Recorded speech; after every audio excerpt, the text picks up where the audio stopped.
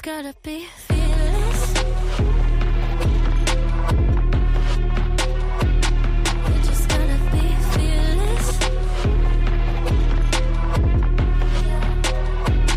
You just gotta be fearless. You just gotta be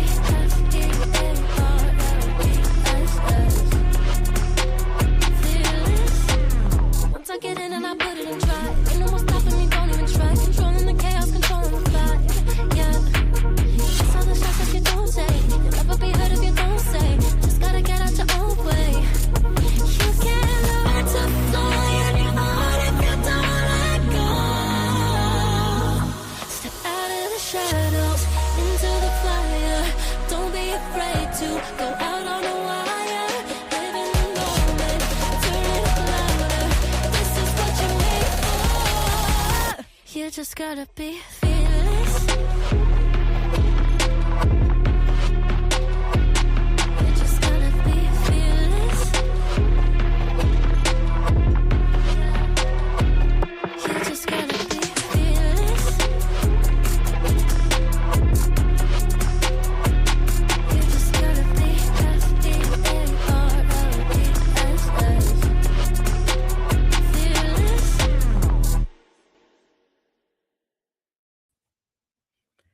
Hello, everybody. Thanks for coming in.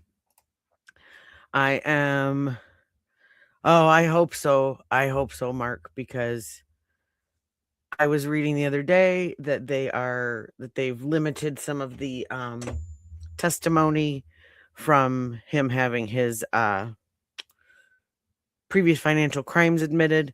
So this is going to be a trial. We were talking about this the other night. It's going to look completely different than the last trial. It's going to be a good one to watch, because especially any of us that watched everything with the first one. So I have a feeling too. I think the jury got it right the first time. And what I wonder is if he's going to testify this time, because I think that was his detriment. Like if the nails weren't already in the coffin, him up there with his drippy nose and the nodding and that just totally turned me off. And I wonder if cousin Eddie's gonna have. And see, now a lot of those, like, we've got what was his name? Was it LaSalle? Got his testimony on a playlist, but that his banker friend, he got in trouble. He's in prison. So there's been a lot that's happened in this last 3 years. So if you're coming in, please do me a favor. Hit that thumbs up button for me, and hit the subscribe if you haven't yet. Today I am going to be going. I've been promising everybody I was going to play the court appearance from Alex Murdaugh the last time. It's about an hour long. Got a trial date. And if you're new here, a lot of times we go over true crime while I attempt to create nail art, because that's my business. And hi, Tut Girl, happy 4th of July. And you can see my skin and nail products all for sale at www.clawsbycutsy.com. Let me put that in there.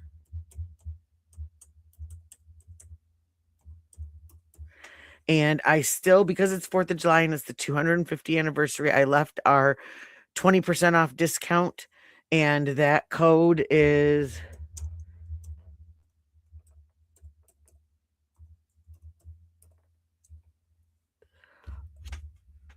all caps at checkout. And that'll give you 20% off your entire order. So yeah, if you feel like zipping over there and peeking at stuff, or just want a window shop, oh yeah, I could do that too. Honestly, I could make you some really cool. I think we just invented something, Mark. Like designer nails for carpenters. Think about it. Think about people. Some of the stuff that people do in their houses, some of these mansions and stuff. we're gonna be rich. We're gonna be rich. So before I get into all of this, I did want to just give an update on a story um out of Aiken, South Carolina. There was that little girl that went missing the other day, 4 years old, autistic, and I woke up this morning and found out that um, her parents now have both been arrested for her murder. They have not found her yet. Um, Aiken County, South Carolina, authorities say the parents of a 4-year-old child at the center of a major search in Aiken County have been arrested in connection with her disappearance and presumed death. In an announcement he called the hardest he'd made in 36 years in law enforcement, Sheriff Marty Sawyer said on Saturday that the parents of Javea Harris were arrested in connection with her death, even as the search for her body continues.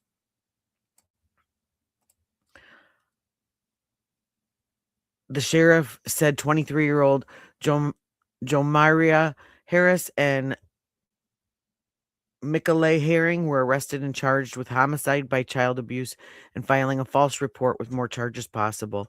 Sawyer said investigators now believe Javea had been dead for at least a month before her disappearance was reported to 9/11 on June 30th. It was already too late to save Javea, he said. However, authorities said the search became a recovery and criminal investigation when a separate off-site team determined she was no longer in the neighborhood. The sheriff's office announced on Friday that it was scaling back operations in the neighborhood where Javea went missing, but vowed the search wouldn't end until the child was found. Oh, I love that, Mark. Boom, boom, ching. But yeah, this is horrible.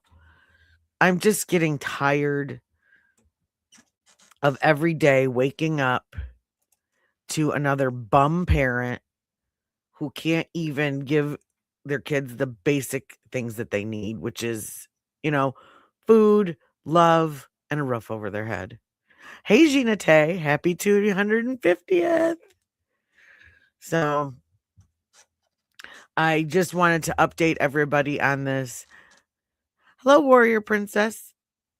How you doing? Yeah, I just wanted to update everybody on that. I know that there's been a lot of people following it. Anytime a child goes missing, everybody in the true crime community is, radar up. So it's just sad. But at least, thank goodness, they have the parents, and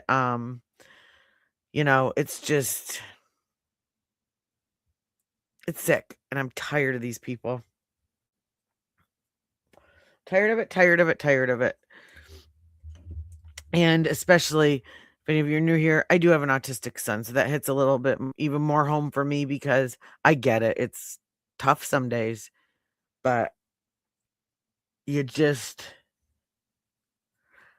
I don't know. I look at my kids, and even though I joke around about, oh, I'm going to drop you off somewhere or something, I'd never in a million years heard a hair on their head. So, yeah, I don't get it. So let's get on to something that, oh, let me see if I can, did I load it up? What did I do? Here he is. Okay. So, I'm going to try something today. And I'm just going to ask that you guys kind of ride the wave with me, because I don't know if I can attempt this, but this is Tino Vo, and this is just a short real quick. And he's going to I'm going to show you what the nail inspiration that we're doing today is going to be, or what I'm attempting. Just a second. I gotta do this too. I'm streaming on Rumble too. I think I am, at least.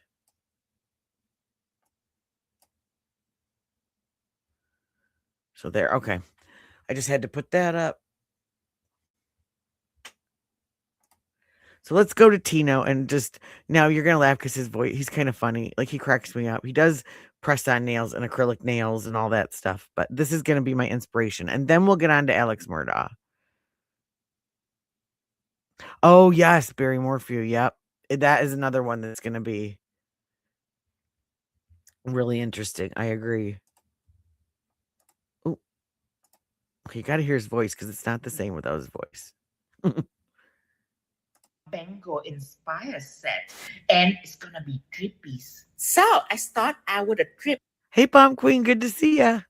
pattern and painted white on the bottom half of the tips. Now use red art gel and we are going to make a red and white pattern on the tips. On the nail bed, I am outlined it with ultramarine art gel, and then after outlining it, I am going to color in the whole things. Now first I matte everything, then you shine the top coat to shine just the blue to create contrast between the two colors. And I use white art gel to paint the stars because art gel can go without top coat if you apply thin enough. And of course, we are painting.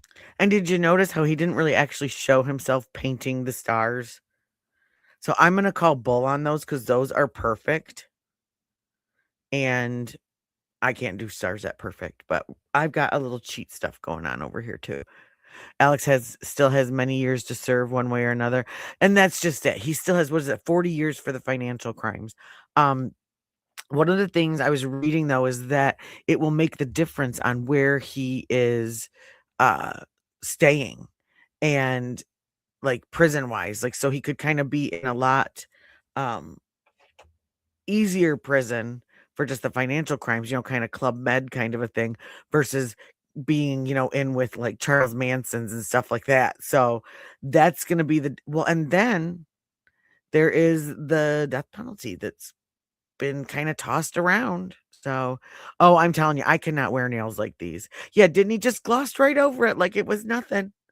There's a lot of cheats I think that he does. That's the same thing with that that blooming gel.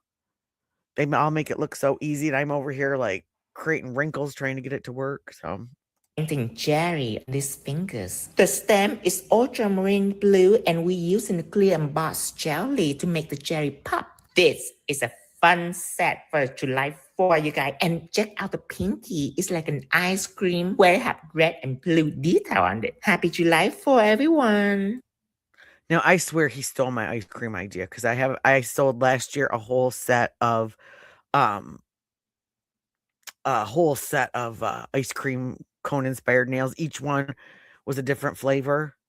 So I'm gonna call stolen on that just to make myself feel better. But so this is what I'm gonna try to do because we only have like an hour and then I gotta get the rest of the food out and all that stuff. And I'm gonna try the flag nail and the ice cream cone one because I know I've got the colors and stuff to do that. So I'll get set up while I've got most everything set up, but I'll get that all completely set up while I start the Alex Murdaugh stuff. But Tino Vo, I've got his link in the description if you want to follow him. He does do some awesome stuff. I mean, this guy's an artist. Like they're not like Mark said, they're weapons, but for me, I'm a mom, they're not doable workable nails. That'd be something like for a costume or something maybe, but there are women that now I used to wear my nails extremely, extremely long. Like my manicurist wouldn't even trim them really back when I was younger and I didn't have any children to rip them off. But I love doing these because there's so much. The girl that did my nails loved it when I kept them long because it's like a canvas, and the more real estate you have, the cooler stuff you can put on a nail. So, I'm telling you, that's the thing too. Well, and that's something that that we used to laugh with a couple clients that they talked about when they go out, they would like make sure that they sharpened their nails before they went out like clubbing or anything like that, just in case anybody got any idea. Boink right in the eye, I mean.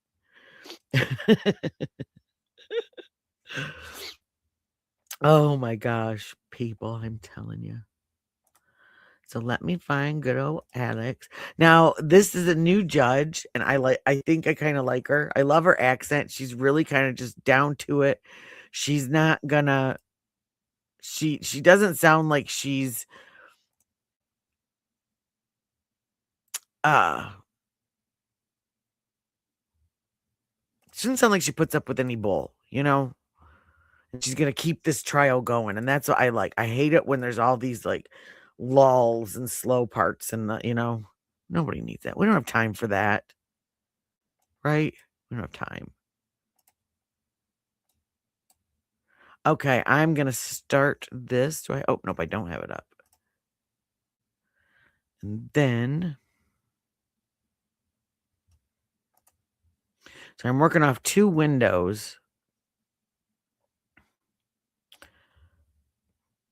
because I finally figured out that that's what was going on with my stuff that was when it was like lagging while it streamed. I have to have it in 2 different windows. And if I don't, then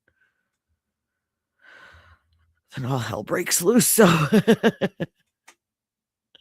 so here we go. I got the cam up. I'm going to get everything, the rest of the stuff set, and I will start this. And feel free, keep talking while it, in the chat. I'm still going to be looking at the chat. If it's not a great place to pause, then I will, I'll type and answer you back in the chat. So, and thanks for coming in, guys. Thank you so much.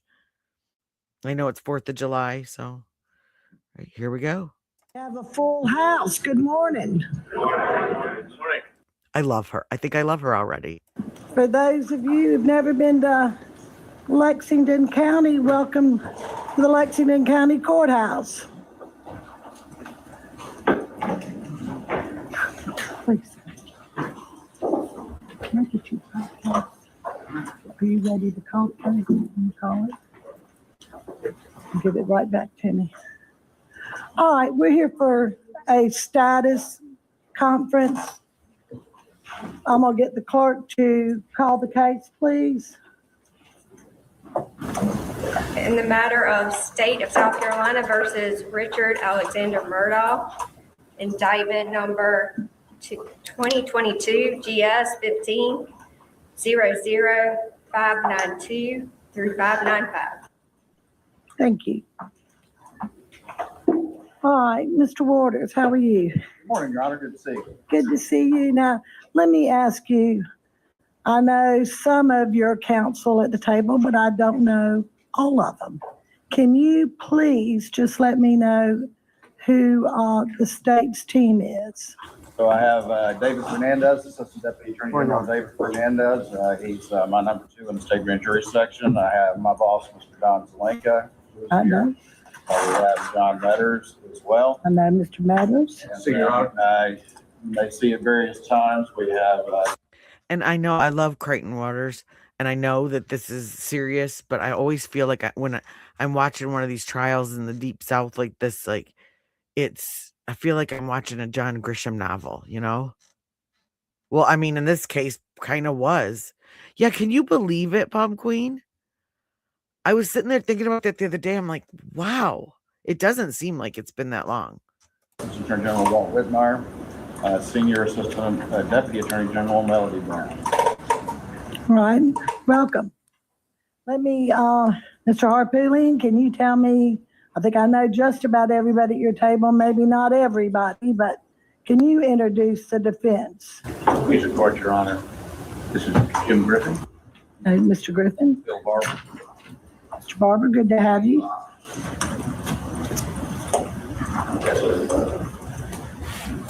Okay. I've made some notes on a status conference, and I'll let y'all talk in just a little bit. But I want to go over what I want to go over.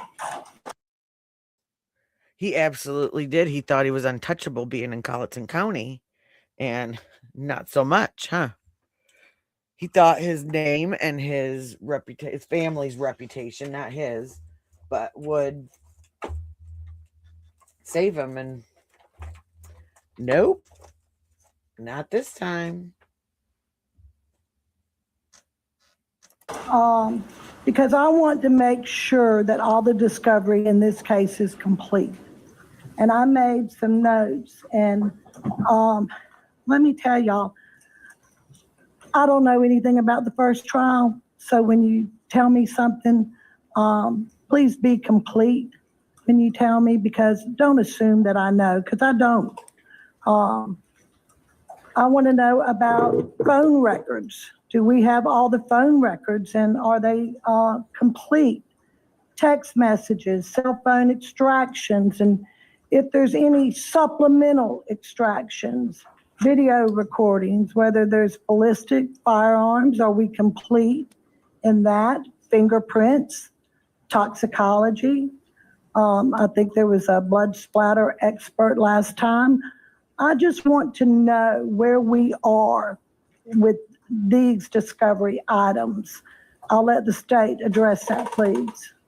Yes, ma'am, Your Honor. So we have provided, and obviously provided well in advance of the first trial, a very extensive discovery.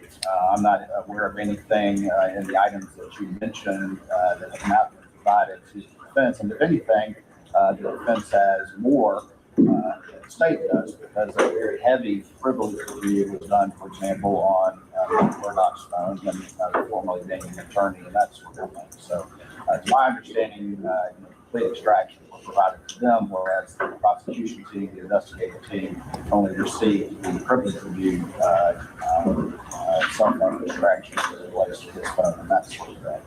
As always, we are constantly auditing and looking at everything, but I'm not aware of any discovery from the very extensive productions that were made. Not only from just the murder investigations, but also from the very extensive state security investigations as well. So we have provided those, and obviously, I'm not aware of anything in the categories that you mentioned that have not been provided to us. And not anything that needs to be reanalyzed or anything that the court would be waiting on. Just gonna pause it right here real quick. Oh yeah, I think that the boat accident was what he was afraid of, bringing everything to light. And we've seen, which I still can't, I'm gonna find that interview. It was an interview talking about with the drugs and the partying and all of that, like women that talked about him getting rough with them. And I think that if that boat accident never happened, he would have been caught eventually because his wife was catching on. But this probably would have turned out very, very different. Well, and that's exactly it. Yeah, he was probably a decent guy until he wasn't. Exactly. Until it just got, while everything was going his way. But, we see it all the time. When you live that way, you can't sustain that lifestyle, not physically, not mentally, not financially, none of it. And it all caught up to him. And like so that boat accident, he was going to lose a lot of money, and they were going to start, Tinsdale was going to start going through all of his financials, and they were going to find all of that stuff. And I think in his mind, if that boat accident had never happened, then he could have, like he had in the past, kind of figured it out and finagled his way out of it before anyone caught him. So, okay, I am going to flip on. I think you guys can see that. The claw cam. I'm just going to show you the products. I've got my striping brush, my small little nail art brush, my dotting tools with the large dotter and the small one.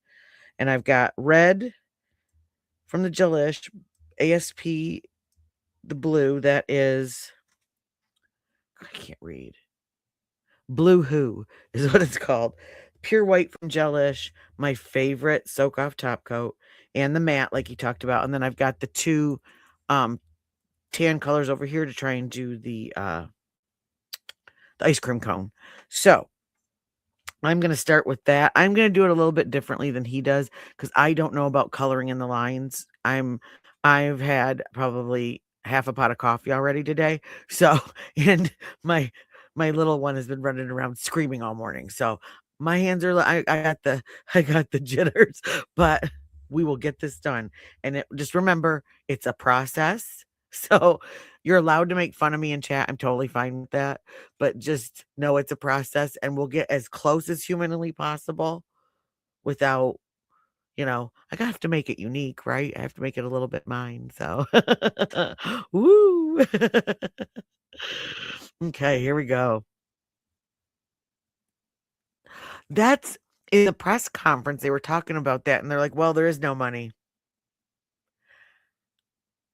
I think, I don't know. And another thing is, I guess no family showed up for this, which kind of surprised me. Like, not even Buster. So, are these guys just?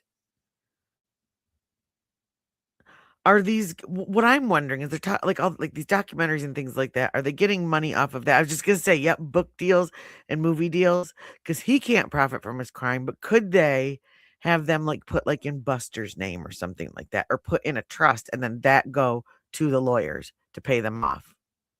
Because I mean, shoot, like we talked about the other day, a week and a half after his last court appearance before this, when they did their press conference, it was literally a week and a half, and Netflix already had what they called out now an Insta doc. Okay, an Insta doc, and I'm sorry, I'm trying to remember to put comments up on the screen because I know I'm dual streaming in both um vertical and horizontal, and so not everybody sees the comments. Just so you know, if you're thinking what in the world is she talking about, it means I saw somebody in the other, because it does two different chats, and that really I wish it would just mush them all together.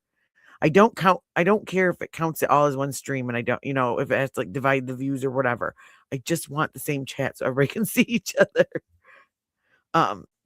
Yeah, he can't profit from his crimes, but if they put that, like, say he signs the rights over to like Buster, or if it's technically Buster is, like his power of attorney or his financial durable power of attorney, something like that, that he could sign it over and then have them, because remember, that's why he tried to stage that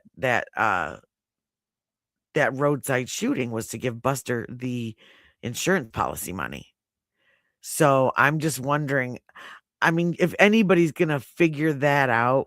Oh, thank you, Mark. Thank you very much. I always forget to say that. I say it at the beginning and then it's like, psh, gone. If anybody's going to figure it out, it's going to be these guys to figure out some way of, just they're defense attorneys. They're criminal defense attorneys, so, and I shouldn't say that. I've got a family full of attorneys and I love them to death, but they're a different breed. So they just are. At this time, no. Now, as you're aware, and we, of course, sent our responses to everyone last night to this defense motions that were filed late last week. Came in the office Sunday to write those. One of those is their request for independent testing on DNA. So we put it in our motion, and I actually got an email from Mr. Griffin this morning that if they want to have their defense expert reach out to SLED as to specifically what capabilities they think they have and what they're proposed to do, happy to facilitate those conversations and discuss those with the defense and then with your honor if necessary. Right now, that's kind of where we stand on that. And of course, any other issues that arise along those lines, we're very reasonable and we're perfectly willing to discuss those with the defense. And if there's something that we can't agree on, obviously we'll raise those to you. Okay. All right, Mr. Harpootlian or Mr. Griffin? I want to address everything but the DNA issue. Right, I'll talk about the DNA later. So we don't know what we don't know. And I'll give you an example. Let me hand this up to your honor and I'll hand copies to.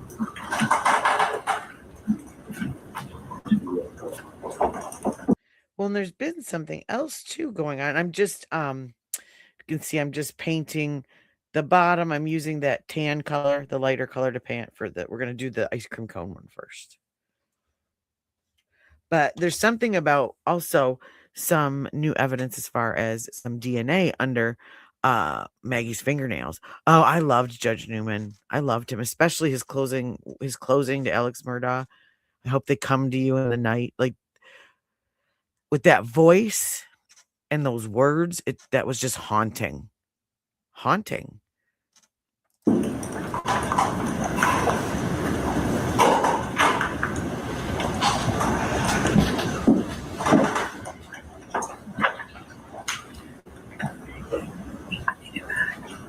Your Honor, this is a transcript of an interview done with a guy named Chapman and another officer who were folks that arrived on the scene to begin with, processed the scene, and were very involved in the forensics of processing the scene.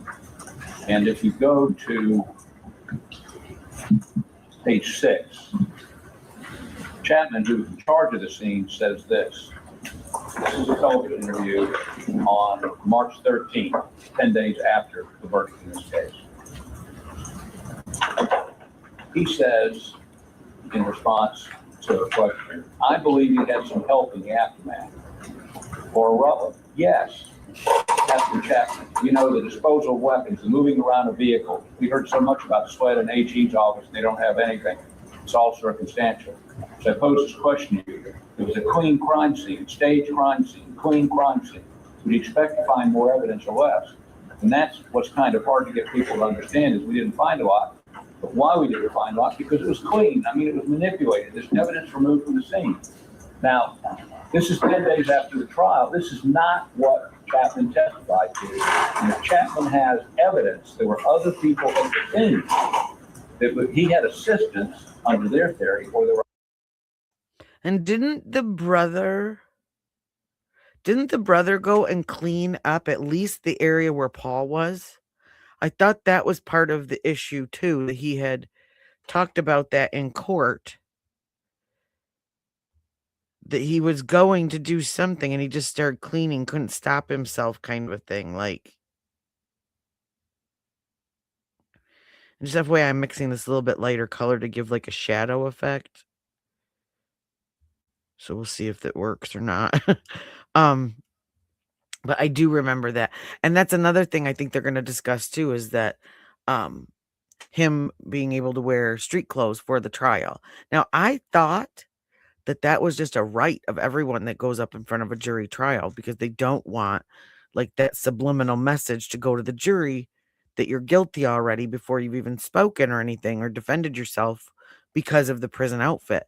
But that seems to be one of the things that they want, that they're requesting, that he can, wear regular clothes. See, I think so too. I actually feel really bad for Buster as far as, having to defend this, standing by his dad. It just, ugh. Other people there. We need to have that furnished to us. And we have other witnesses that testified at trial are saying something totally different, indicating there's evidence to believe that somebody else was at the scene, or there were other people at the scene. I mean, this guy's the chief guy in charge of the scene, along with Rutland, who processed it that night. We need, and we're in the process of doing this to determine if they took other statements or the reports. So we don't know what we don't know. We don't know what we don't have. We need some period of time to try to process that. And Your Honor, I say this, and no emphasis on trying to, we're not alleging that the state has hidden anything from us. We do know there were people that came to see us that said they had important information. We have no ability to investigate anything. We don't have subpoenas. We don't have a grand jury. We don't have search warrants. And 2 or 3 of those people we sent to SLED. Did they follow up? One had extraordinary evidence about a tie-in between Paul's murder and the murder of a young man named Stephen Smith. But we had no, I can't compel anybody to come anywhere. We sent. That wasn't Paul. That was Buster with Stephen Smith. Right? Yeah. Oh, that would be awkward, Mark. Okay. That would be called really bad luck. But no, Stephen Smith was Buster. That wasn't Paul. Because that was one of the rumors, was that, wasn't it, that was one of the rumors that possibly Stephen and Paul, I mean, like town rumors. Nothing was ever proven. And Buster's married now and everything, but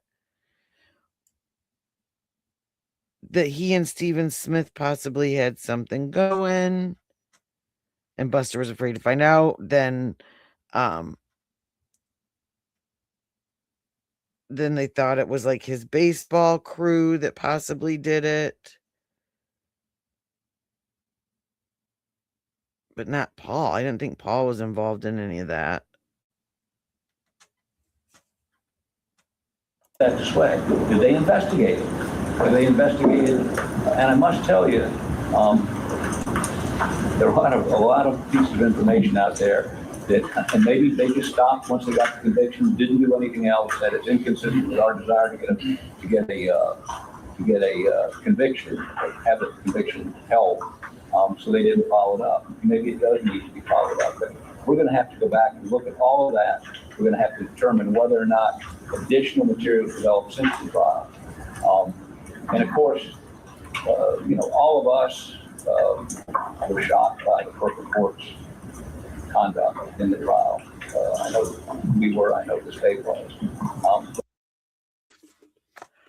Okay, that's so like the little sister going like, okay, I know big sister did this and that was really, really bad. And we are just appalled at what happened. Like that. Come on, Dick. But it's caused us to go back and look at,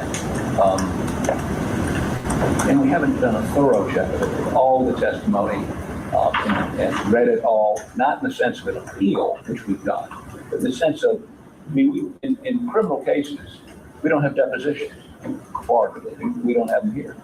We have a transcript of but not every, I'm sure they're going to get rid of some of these witnesses that are horrible for time around and get additional witnesses. But most of the witnesses, we have their transcript, their deposition. We need to go back and read all of that. We need to get a sense of how you process, especially in a civil case. So I can't say that we've got it all. I can't say that we don't have it all. He lied and stole the settlement. What he did was he had them sue his house insurance company through another lawyer. And Corey, I can't remember what it was, but it's because he couldn't be their attorney because it would have been conflict of interest. But so what he did is he had his friend sue the homeowner insurance, got these boys who are both the one brother who is definitely on the spectrum takes care of the other brother, and they finally got that, but he stole all that, and that was part of the money, and he was actually using that money to pay off loans. Again, I don't know what I don't know, but I think we will be very diligent. And one of the other things we talked about. And I'm just going to follow along. So I did those in a lighter brown, and I'm going to follow along them. It's supposed to kind of make it look like a shadow, so it's kind of 3D-ish, if that makes sense. So we'll see if that works out. Murdaugh's access to that information in a way that makes it convenient for him and doesn't inconvenience anybody else. We'll talk about that. That's another motion. We'll talk about that. I'll get to your motions in just a little bit. What I really want to know is about phone records, text messages, cell phones, video recordings, toxicology, fingerprints. You have all that discovery. We're not sure, but we need to review it as if we were getting ready as brand new. I can't just because we looked at it 5 years ago, 4 years ago, doesn't mean we know we have it. We'll be diligent in doing that, but certainly I would think it'll take us some period of time to review that. Yeah, I'll start out in during the trial. Right. One of the points reminding me, we did not have OnStar data on Mr. Murdaugh's vehicle until halfway through the trial. That is not the Attorney General's call. That is. Now, the OnStar data, I remember that, and I've got the testimony of that guy, so we're going to do that one of these days next week and listen to that. It's a longer one. But, and thank you, Mark. Yeah, I was glued to the TV watching this. I had a baby under a year old, and so we just sat and did his tummy time every day and watched the Murdaugh trial. GMC's fault for not furnishing it. We had to do that on the run. We want to go back and analyze that, have an expert analyze that even more. I do want to emphasize the attorney general got it at the same time we got it. No inference to anything improperly. Okay. So that's part of what we need to do. We need to hire additional experts based on some of the views we now have on some of the witnesses, both the state and the defense have. And they need to examine those reports to determine whether we have it. So it's going to take a little bit of time, Judge. I can't tell you today we have everything because we don't know. Okay. Let me ask you, Mr. Waters, what about the OnStar data? Do you have all of that? Yes, ma'am. So, Your Honor, we actually SLED had sent 2 search warrants to GM well in advance of the trial, and we're told we ain't got it. And I think what happened was during the course of the trial, we actually had the FBI buy a Suburban and essentially reverse engineer the black box in the Suburban in order to provide us telemetry coverage. Of course, it's all provided to the defense.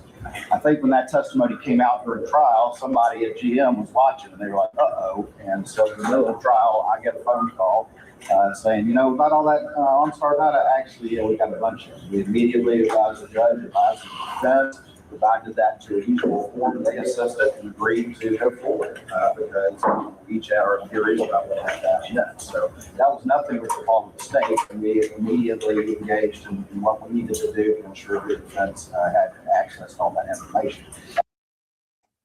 Oh, that's awesome. Well, thank you for coming in, Princess Warrior. Yep, I love true crime too. True crime and beauty. This like what this kind of reminds me of is when I used to work outside of my home when I worked in a salon, and this is what we talked about all day, the true crime cases, and we'd get all of our clients coming in giving us their theories, and so that's when I created my channel. I kind of wanted that, just everybody coming in, and we'd get like the husbands and the boyfriends coming in. And I had to have a chair sitting next to my station because we'd get the boyfriends and the husbands coming in, and they'd want to sit and listen and get in the conversation and everything. So it's so far so good on the ice cream cone. Just FYI. To him saying, we don't know what we don't know. Well, I know my obligations are, and if I have knowledge of something that's disclosable, then it's been disclosed. And so to imply that there's something out there, I mean, we're always constantly auditing that and doing our obligations, but I take discovery obligations very, very seriously. And so our group knows that.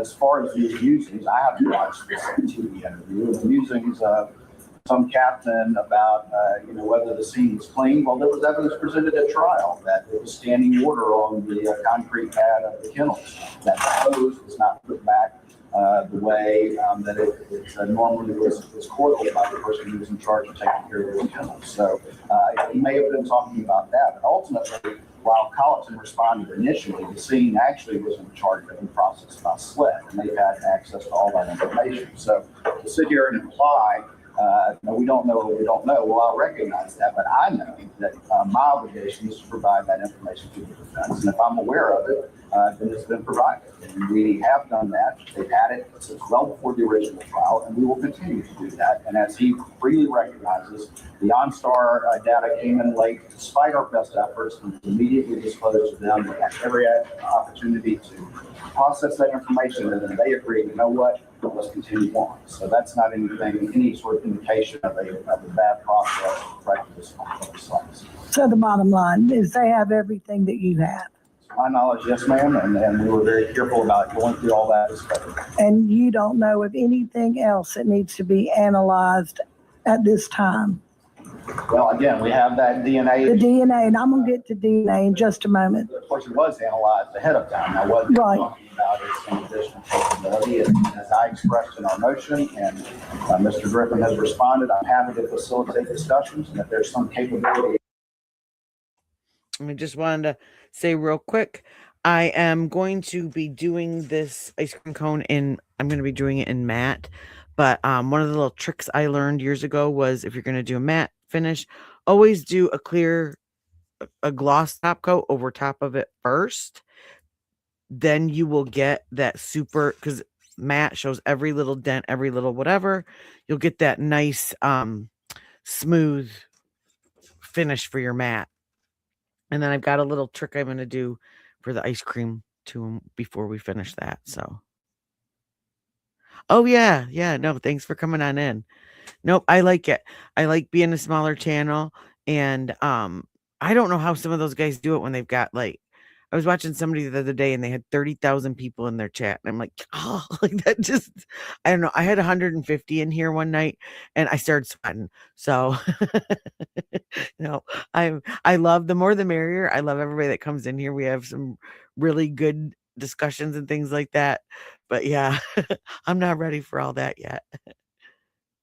Out there that's beyond the capability of SLED, and it has a reasonable chance of providing some sort of analysis, then we're happy to do that. Now, of course, if we put in our motion, ultimately there's absolutely no evidence that Maggie Murdaugh was in a struggle with anyone, that she had any sort of defensive wounds, that she was scratched any sort of attacker. And we also know that it's very common with how sensitive touch DNA is. We're constantly shedding DNA and picking up DNA from others by shaking hands and doorknobs and all the rest of it. So, this is a bit of a red herring, but that doesn't mean that we are not willing to discuss with the defense anything that they want to do. And if reasonable, we'll be the first to do that. And if that needs to come back to this court, we'll do that as well.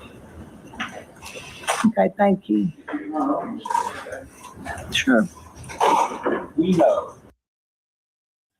No, I wasn't off, but I got about almost 2 months ago.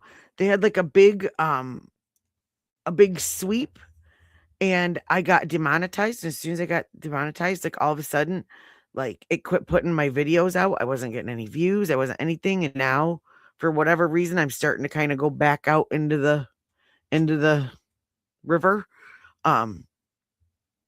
But so I just kind of sat over here and did my thing and hoped I'd see people come back. And I am slowly but surely. So I get to reapply for all my stuff. I was really upset because I lost all my stickers. I had all those really cool stickers and emojis that we could use.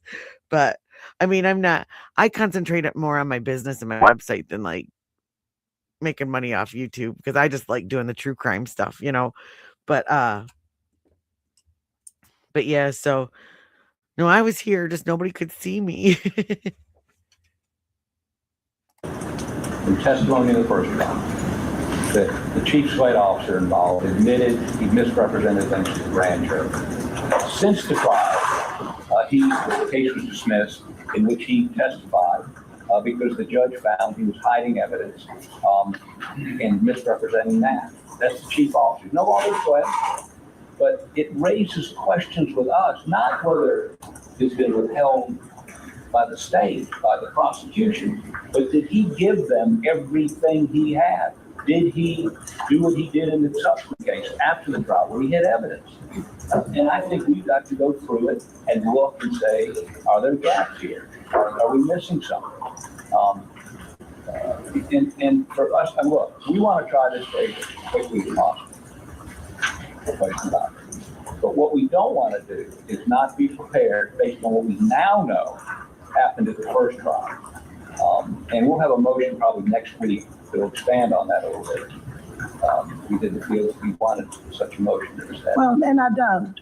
I really wanted to go over and see where we were with discovery. I want to set a timeline. I want to set out some pretrial conferences, and I want to. Let's say this too real quick. I'll show you how I do my drips with ice cream and stuff. I take my dotting tool, and I'm not gonna do it not all of them real far. But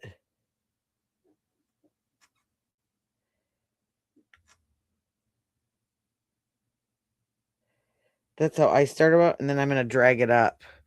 But yeah, no, I don't understand that. Like, I'm never going to ask you to pay for me to go on a boots on the ground vacation. Don't worry. I'm not going anywhere, okay? I'm an armchair detective and an armchair pretend lawyer. That's what I am. At a trial date. That's why we're here today. And I want to go over some of these motions. I think some of them are not substantive that I could go ahead and rule on those today and be done.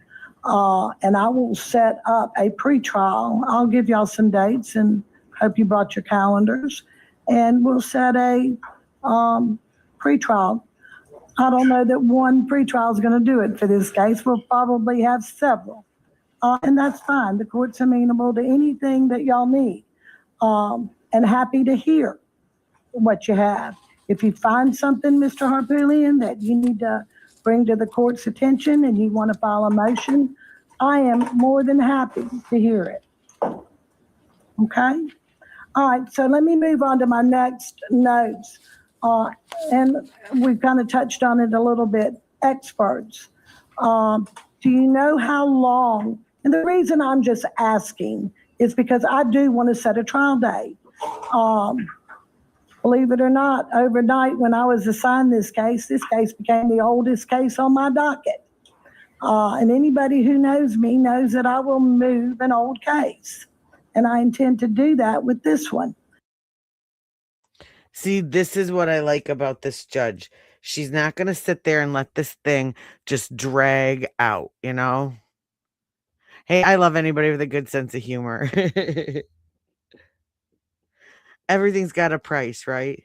That's my boyfriend right there, my fiance. That's my money man. Which, by the way, driver, when you get a second, I need you to check on the chicken and squish it around in the bag. Oh, she does. But man, I like her. She's going to keep stuff moving. So I'm asking Mr. Waters, expert witnesses, do you know how long you need to get expert witnesses and talk to people and get everything that you need for the prosecution of this case? Yes, ma'am. So the vast majority of our experts will be with SLED. And so I think that, we are ready within reason, of course, to move this as expeditiously as possible. We do have another expert who testified from the FBI and things like that, but much of that is the same. And so as far as the state's position as to scheduling, and I know we've already sort of stated this publicly, that we were trying to do this before the end of the year, like towards the end of the year, we're ready to go. About that. And so I'm not aware on the state side of any expert issues that provide for additional delay. All right, Mr. Harpoolian, how about for the defense?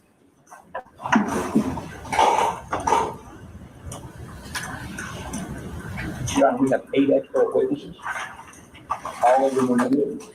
All of them are just beginning to get the information they need. The DNA, when we are told, may take up to 6 months.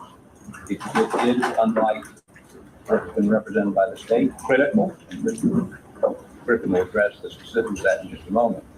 But to try this case this year, you guys were talking about going to the death penalty 4 months ago or 3 months ago. Oh, here he's going to talk about the death penalty right here, because that was one of the things that the state prosecutor had kind of hinted around that they might be putting up. Hey, $5 will still get me 2 of the McDonald's fried pies and a large Coke. So I'm good with $5 too. And just before I start this too, what I'm going to do, my little trick I'm going to show is I want this ice cream to have kind of a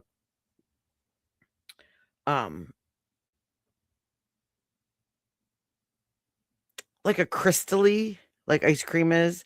So what I've got here is I've got clear and white acrylic powder and a little bit of like sparkly fairy dust in it to make it kind of cool looking. So just so you know, when you see me doing that, that's what this is.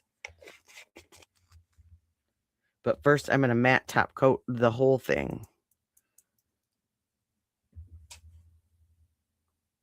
Try it before the end of the year. Cannot be done for us to be adequately prepared. And we talked about the laptop. Without the laptop, we can't try it next year. If we have to go down there. Oh, Andy's talking about the laptop. And if anybody, I don't know if any of you guys remember this, but Alex was caught. I believe it was like an OnlyFans account or something like that, sending emails back and forth on his prison tablet of him without a shirt on, which I unfortunately did see that. I cannot unsee it, and I'm now traumatized. So maybe that's what I'll do next. I'll bring a civil lawsuit for eye blindness of having to see Alec Murdaugh pasty white without a shirt on. Okay. Because nobody deserves that. Okay. I'm just gonna say that right now. And taking the bank costs at the time to read documents. Almost 20,000 pages of documents. So we came up with a way to Well, surely, Mr. Harpootlian, he reviewed those before his first trial, did he not? 5 years ago. I mean, it's just a judge. I can't remember a case I tried 3 months ago and the materials on that. It's ridiculous to require him, not with all due respect, to require him to have a memory of each document that he looked at almost 5 years ago.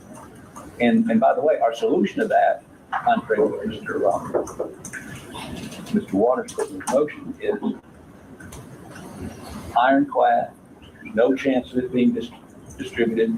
We'll give him a laptop that's encrypted. Since there's no attorney-client on it, corrections can look at it. SLED can look at it. Anybody can look at it. And let him look at it without us having to take hard copies of stuff down there and review it with him. Can't leave it with him under the court order. In other words, you just can't take him to discovery and leave it with the court order prohibiting that. And I'm sure the warden does not want boxes and boxes of stuff sitting in his. But if we have that, and he could be reviewing these documents and experts as we're reviewing them. I mean, let's not forget, he's a lawyer. Now, he's a disbarred lawyer, but he has probably more trial experience than many of the folks on either side of the court. So he understands what he's looking at much better than any client I've ever had. So I think it's important, if you're going to try to expedite this, for him to have, and we can talk about the laptop separately, but that's going to be a condition. It's going to take us at least 6 months to get these folks retained, have them look at the adequate material, look at the state's testimony the first time around. And of course, if they have a change in who they're using or taking a different approach, we need to know that as soon as possible. I would point out that they were giving us discovery in the last case after the first week of trial, in the second week of trial. So we can't have that happen again. If they say they've got it all, we're going to assume we have it all unless they want to supplement it. They supplement it sooner rather than later. That allows us to try. I mean, I think what we probably ought to try to do is figure out a trial date and then back up from that. And what we're comfortable with is late spring, early summer next year. Okay. We can live with that. Given, I mean, if we have to go down there, one of us has to go down there 5 days a week, and you know, incarcerated on that, so it's 2.5 hours. It's a half an hour to get in. So before you ever even see it, it's 3 hours. And then you only have 3 hours with them, and then it's a 3-hour trip back. That's why the laptop is so important. Okay. Mr. Griffin, anything you'd like to add as to experts? I have been in contact with the DNA lab in Houston. I can talk more about that. But when I mentioned that, you know, they were asked, how soon do you need it? And I said, well, hopefully we're looking at a spring, early summer trial date. And the answer was, well, we need to put a rush on it. And I can talk more about the lab if Your Honor wants to hear it. I mean, they are I'll get to the DNA in just a minute. And then we'll go forward on that.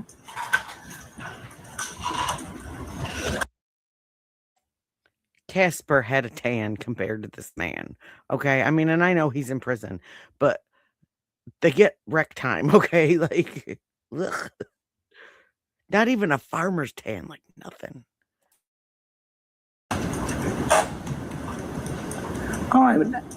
Let me talk about this computer at the Department of Corrections.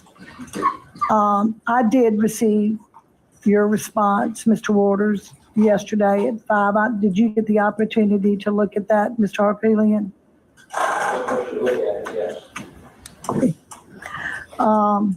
I mean, basically, I just made myself some notes. You were concerned about the state grand jury material and talked about a protective order and some other issues. I agree about there are some sensitive issues. The state grand jury material is protected and should be protected. And then you mentioned an order that Judge Newman had. I kind of think, Mr. Waters, that when this case was reversed, that order goes out the window and we might need a new order for this case. It's my understanding that the order stated that the grand jury material is secret. And I mean, that's pretty straightforward. And I know that you would like to prohibit the digital dissemination of the state grand jury material, that there's no photocopying, scanning. I breezed through this. You don't want any digital copies. And all of this, while it doesn't prohibit the defendant from reviewing the case materials, you want the attorneys to make sure that they keep in their possession the state grand jury material. Is there any objection to that, Mr. Harpelian? Well, yeah. Your Honor, the issue of that is what is the state grand jury material? I think, if we can designate what that is.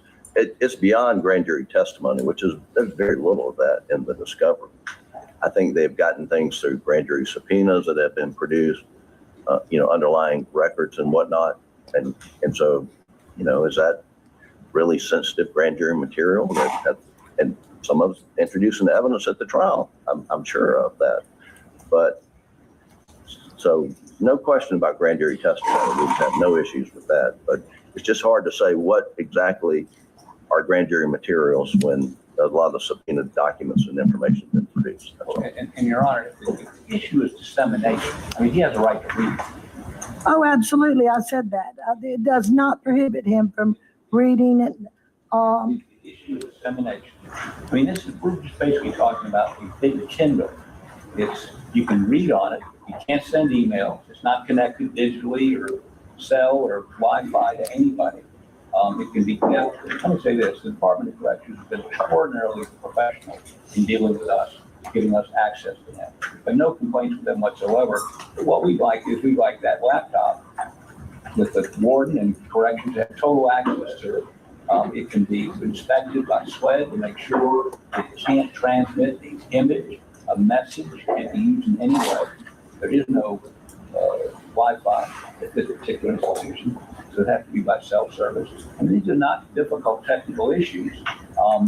And if they're concerned about grand jury testimony, we have to take that out. That's a lower plan of what we want them to look at. And we can certainly do that separately with hard copy. We have to go down there and do that. Well, let me tell you. Well, Mr. Waters, let me hear from you first. Yes, ma'am. So we really, as far as the protective order, we really have two things. There was the state grand jury investigation, and ultimately there was the standard protective order for that. He's pled guilty to all those offenses. There's nothing reversed about that. But necessarily, as that state grand jury investigation was going, things came up that were ultimately relevant to the murder. So it was much bigger than they say. I don't have the number in front of me, Your Honor, but it was at least 20 witnesses, multiple subpoenas.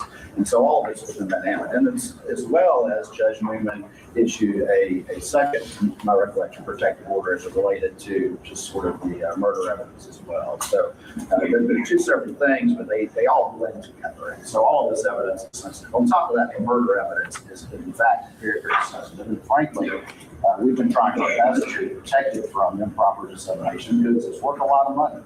Now, one thing SCDC is adamantly opposed to, okay, is having an inmate have a laptop. They are absolutely 100% opposed to that. And I have to remind you that this is an individual who already had his tablet privileges taken away from misuse of that. This is an individual who was caught receiving contraband that was passed from a family member who was and so this is not a guy who is and this is also a guy who's been convicted of over a decade of fraud. Now, they say that these things can be locked down and I understand these issues very well. As a state grand jury made a point to partner with SCDC to fight the problem of fraud and corruption emanating from there, and it's done with the use of devices. This is a very severe security issue, and no matter what protections are put in place, there's always ways around this, and SCDC has experience with that. So the fact remains is he's an inmate, and SCDC is adamantly opposed to there being some laptop that he has access to. And for this idea that SLED is going to be able to review, attorney communications and work product on that, I don't understand how that's going to happen. Now, SCDC is happy to accommodate the defense and to any meetings they have. And no one says that the defense can't bring down digital evidence to review with them while it's under their supervision and then take it with them when they leave. That is absolutely the way it should be. But they don't want to have to drive, and they don't want to have to take all that extra time because they're probably not sure if they're getting paid this time. That's just one of the ones that I oh, there, I forgot I was going to do that. I'm so sorry. I forgot to put this up on the screen. But oh, absolutely. I mean, it's wild to me. It's wild to me. But yeah, I think they bring that up though, but they did in the last hearing. I think they're going to bring that up about his clothing again too. I'm not positive though.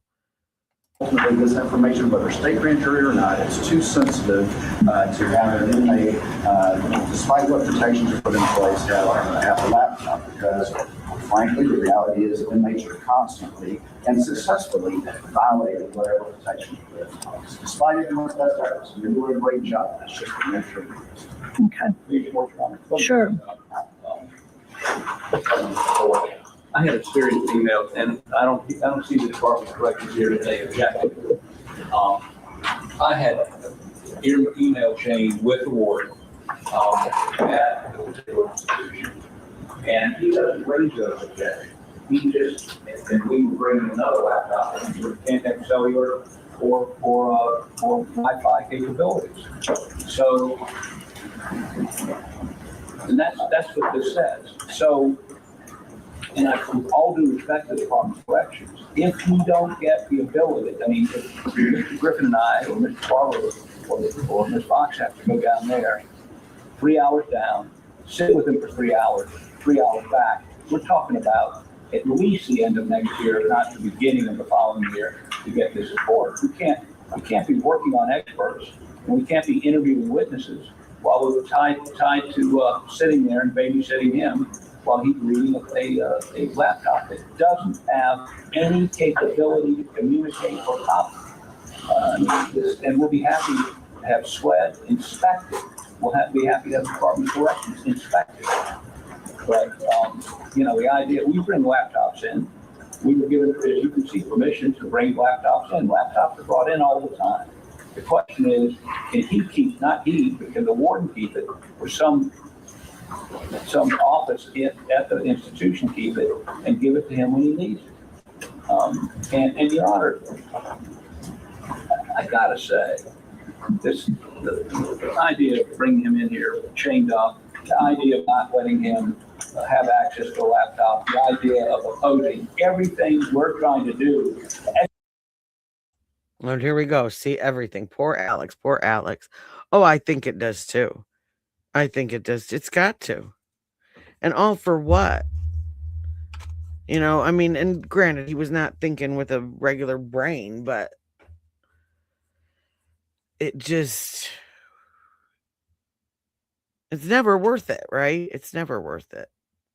Expedite this process. I understand it's Mr. Waters' job to legally prejudice the defendant, but this is beyond the pale. This is beyond the pale. I'd ask you to remind Mr. Waters that he has an ethical duty to see that justice is done, not to get a conviction. Thank you.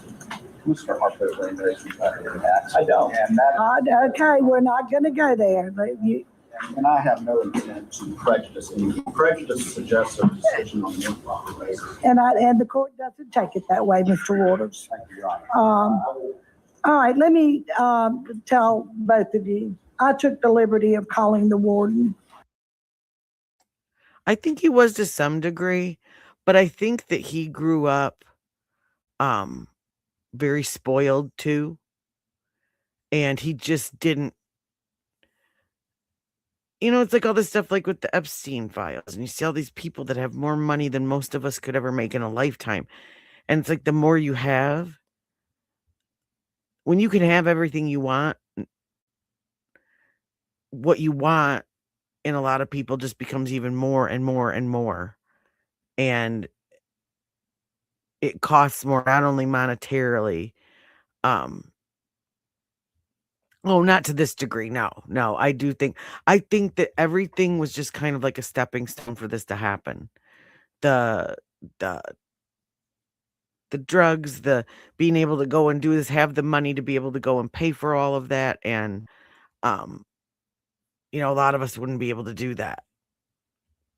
And so I think that all kind of helped build who he was. And then once he got on substances, he just lost it. Exactly. Perfect storm. That's a great way to put it. Exactly. And talking to him about the laptop situation.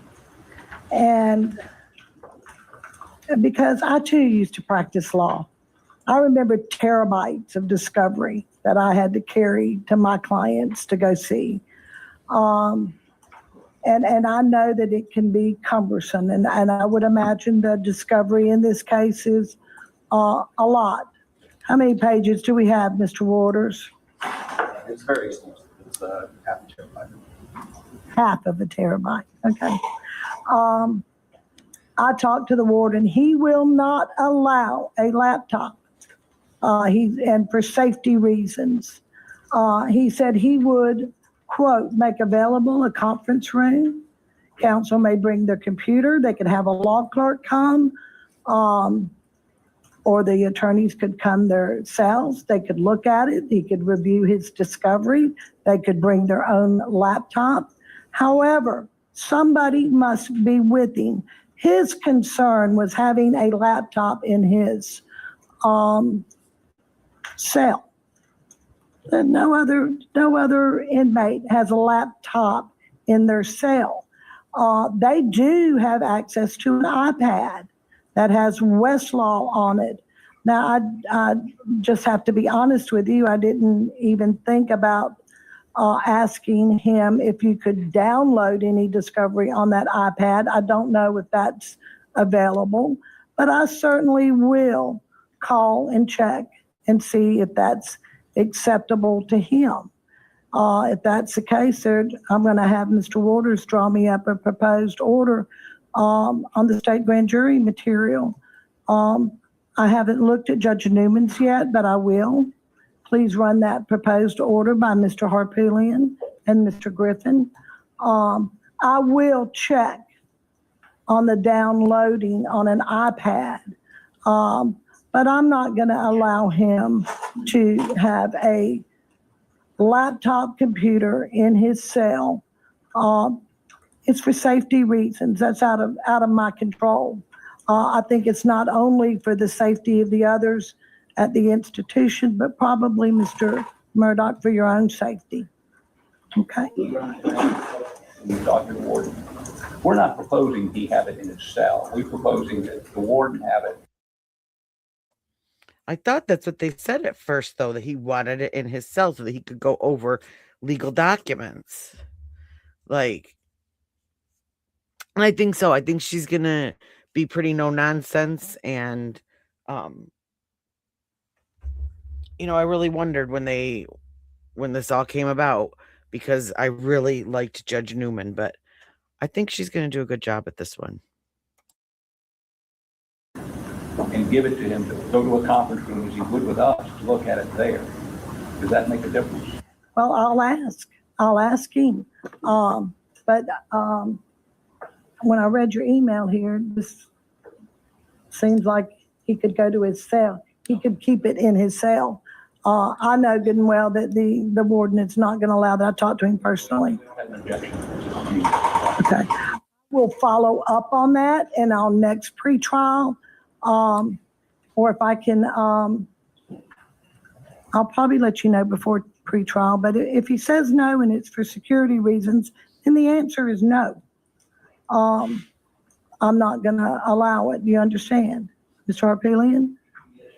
Mr. Waters? A law clerk or other person, a paralegal?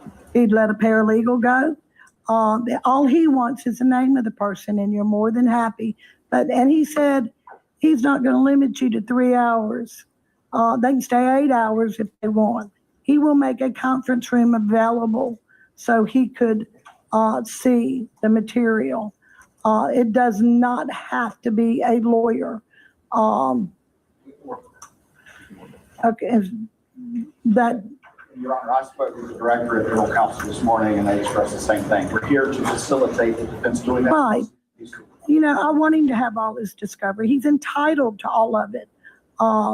It's safety concerns. It's. Your Honor, 100%. If you can have a law clerk or a paralegal go down, then you're satisfied, Mr. Harpelian, that'll help you out?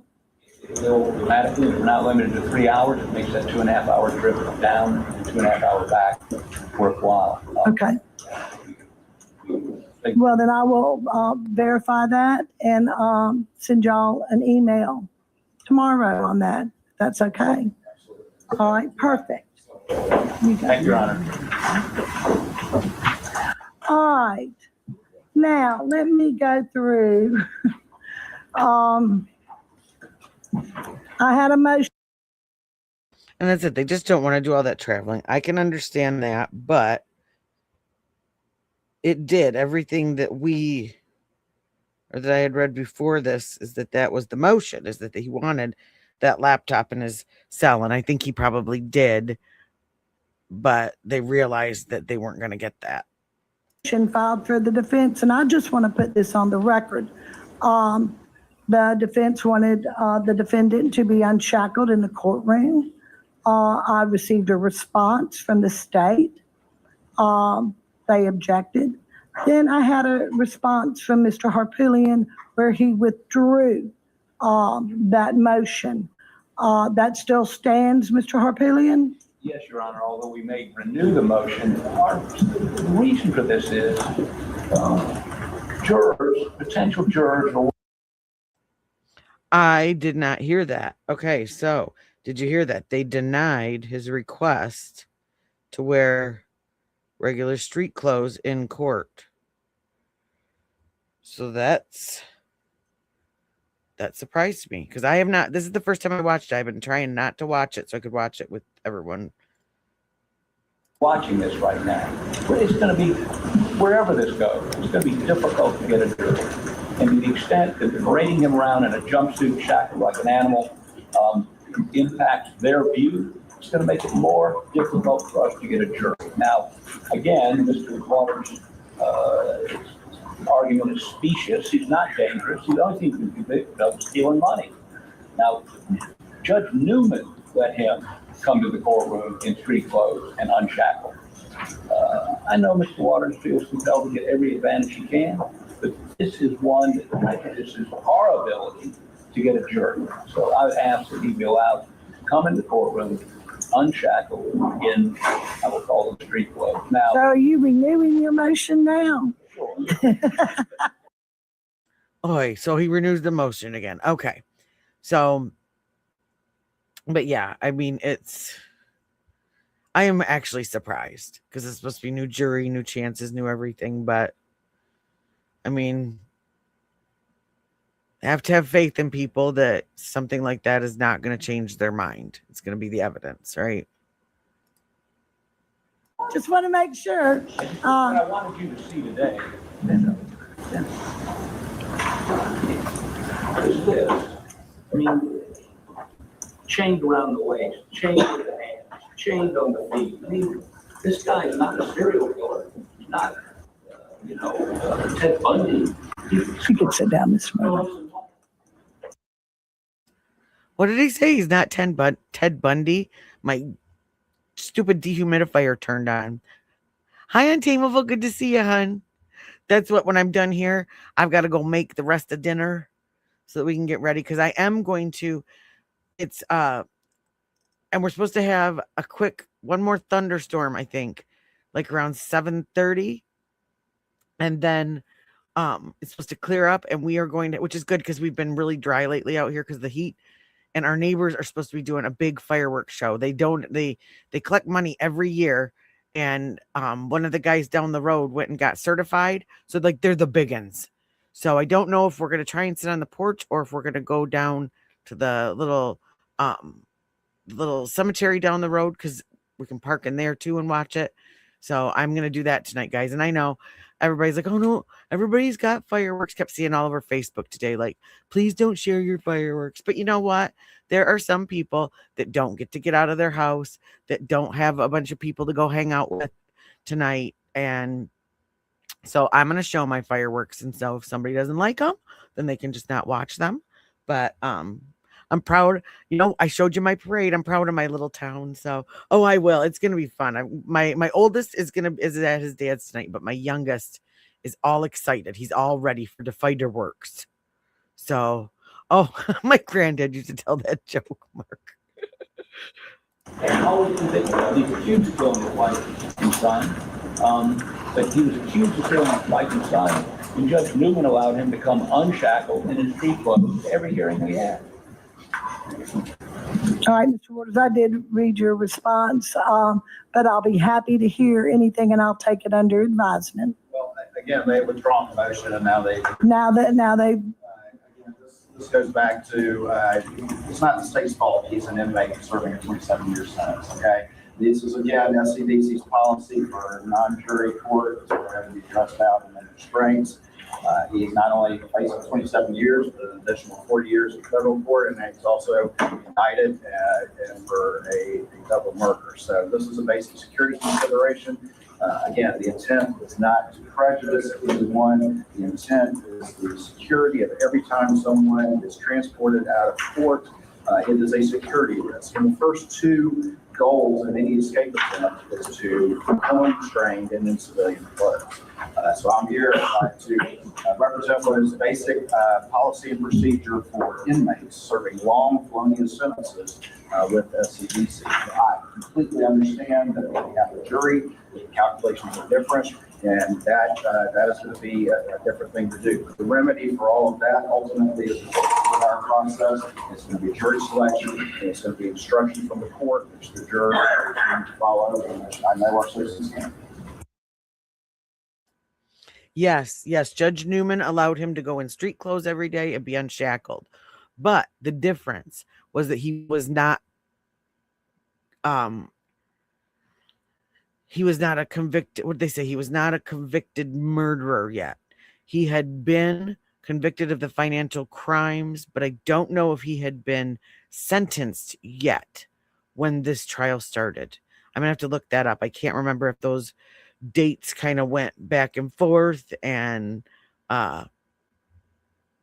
but I know that was one of the things in one of the discussions that I was reading, was that that's part of the difference. Is he had just said, like, it's about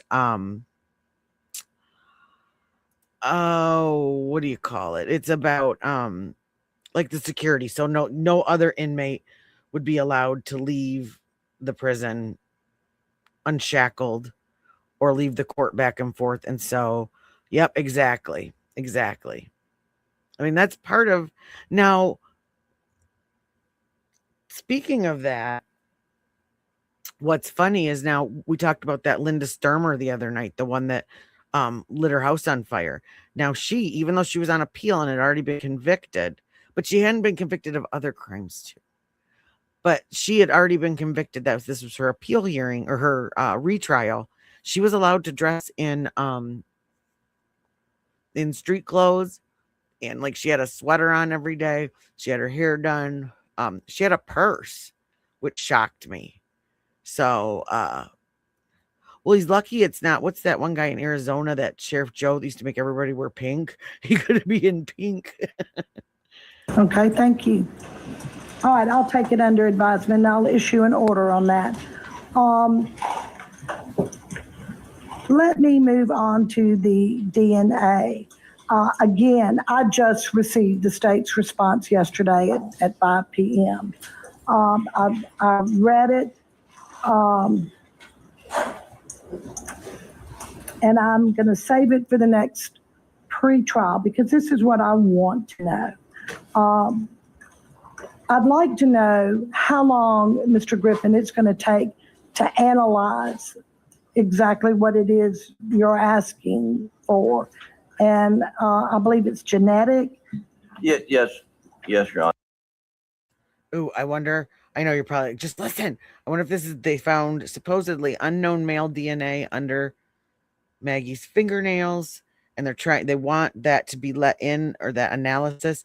But there was some question about whether or not it was the person that did her nails or not, because she just gotten her nails done that day. And the state's response says, give us somebody to talk to at the lab. Okay. So And that was conveyed to them this morning. The CEO of Othram's name, email, and telephone number. They have received the VP of Law Enforcement Division at Othram, his cell phone number, and the client intake person that we use now that I've been interfacing with. And they will be better able to answer specifically how long it will take. We've agreed to pay for it. And just background information. And he does. There's I was looking for pictures and stuff for my thumbnail, and I just thought, God, he's just so cringe. He read the room. Like, I can't imagine smiling through any of this, you know? He just is gross.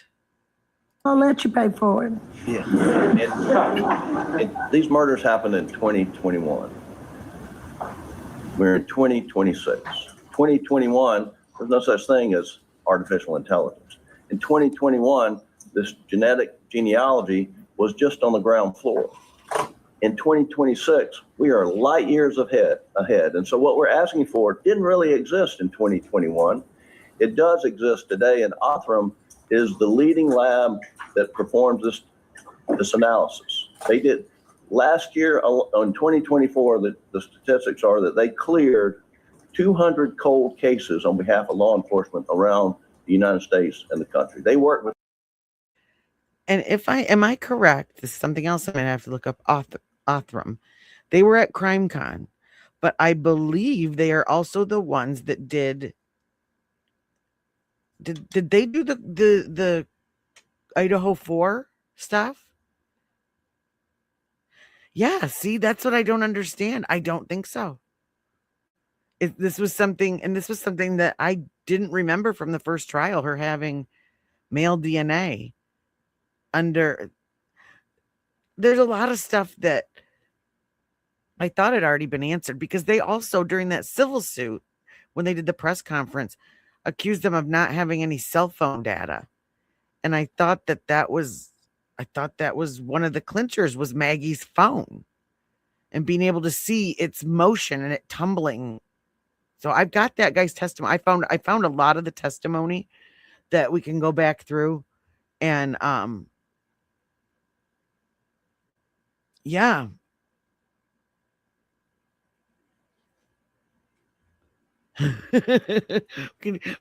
Their voices are burned in our brains. Well, that's I think too. I'm really surprised that they stuck with him through this. I mean, because this has got to be just, and that's the thing, when they're talking about doing all those drives and everything, they've got to pay for that. That's all billable hours, and if there's no money, then yikes. Law enforcement every day. The most high-profile case they did was at the University of Idaho, the Moscow, Idaho murders that took place. Yep, that's what I thought. They figured that out. That's how they found Brian Kohlberger. About the first week of our trial, college kids were massacred in a house at the University of Idaho. They had a DNA sample. They ran through CODIS. Came up nothing. There was nothing. The state of Idaho Police Department, like SLED, had a contract with Othram.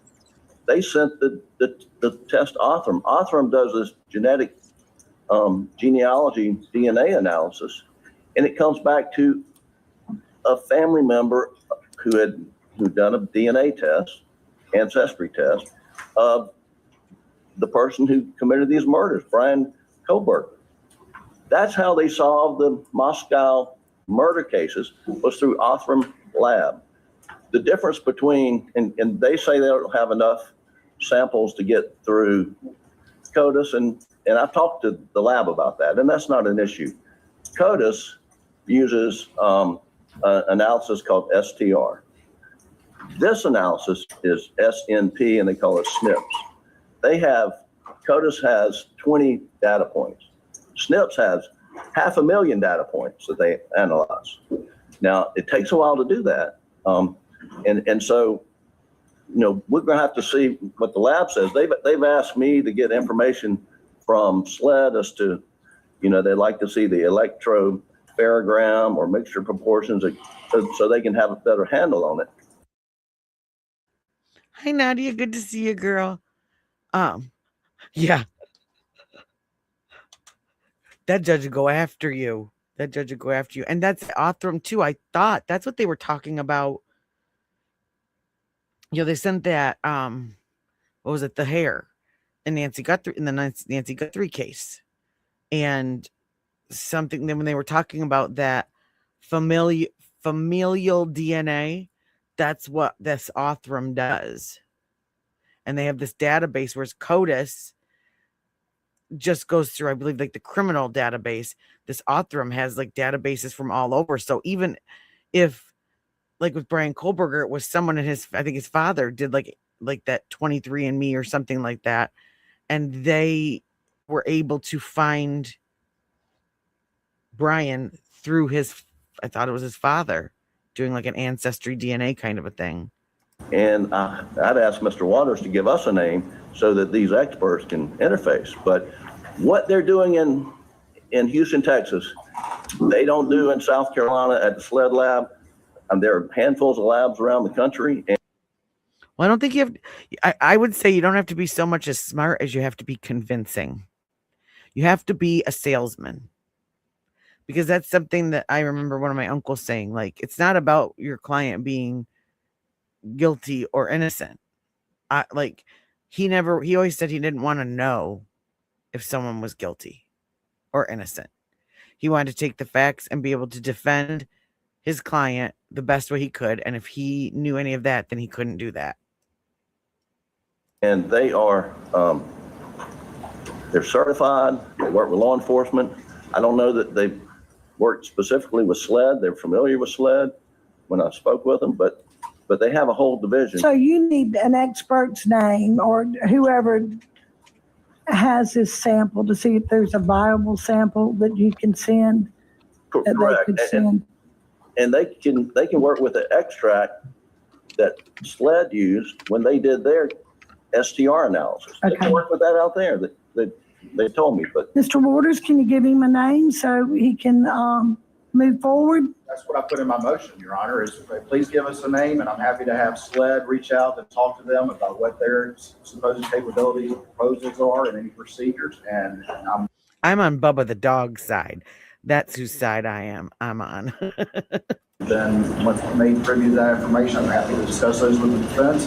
If for whatever reason we can't agree, we'll come back before the trial. That's precisely what I put in my motion is let's talk to them, let the experts talk so that my experts can hear, what it is that they propose to do. And I'm happy to consider. And I gave him 3 names and contact information this morning, and I've asked a name that I can send back to my folks. I do want to address this red herring argument. Oh, that's so funny. I got those little drumstick, they're cones, and they have like dark chocolate in them. First time I ever tried one. Oh my gosh, it was so good. But I had to put them in the cupboard because I was sitting there. I kept going back and getting them. So I'm like, I have to put them up in the cupboard and I have to go in the other room and leave them alone.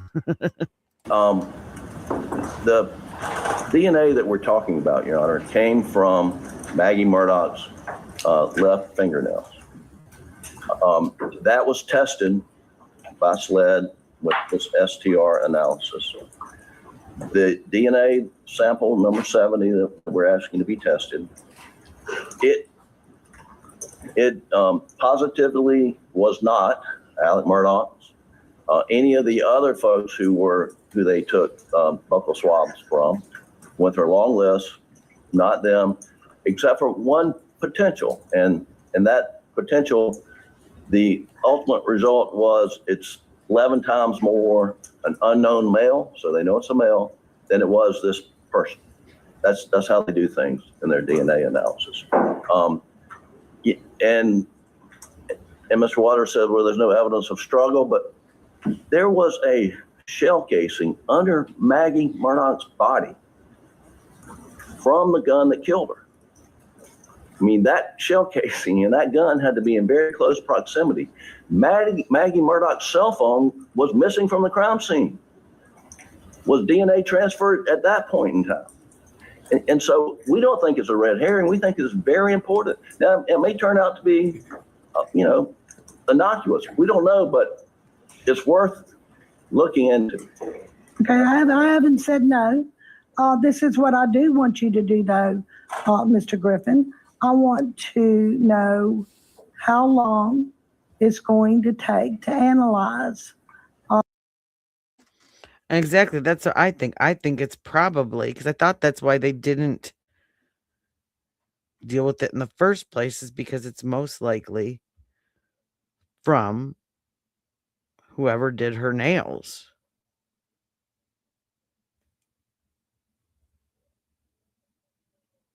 Sorry, I had to do that curve before I could start talking again.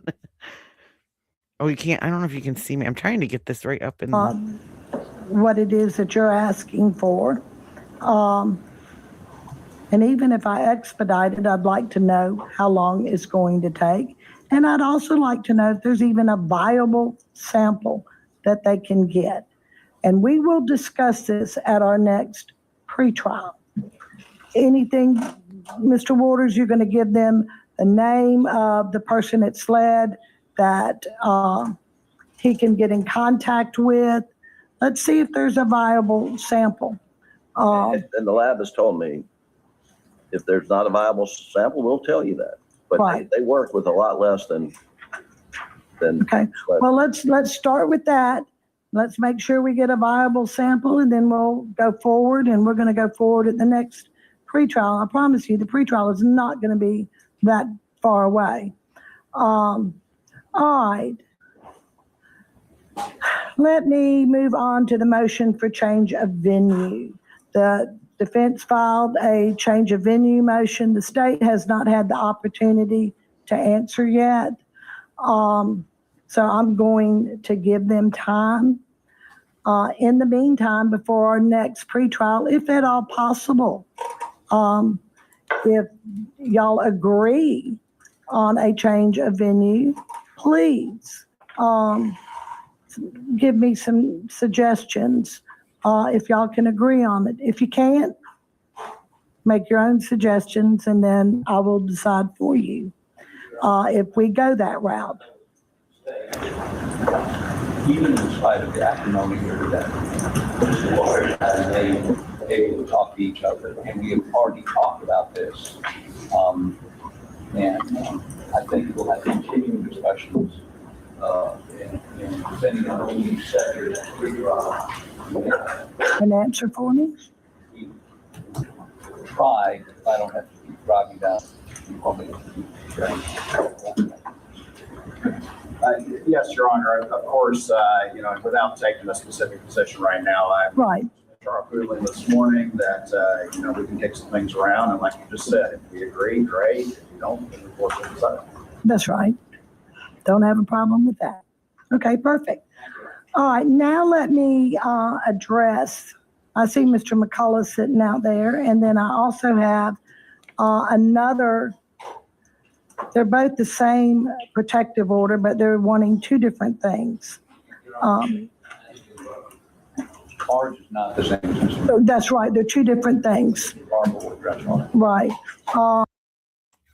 There's that guy with the white hair. Do you remember him from the first trial? He was in one of the documentaries. Can't remember his name.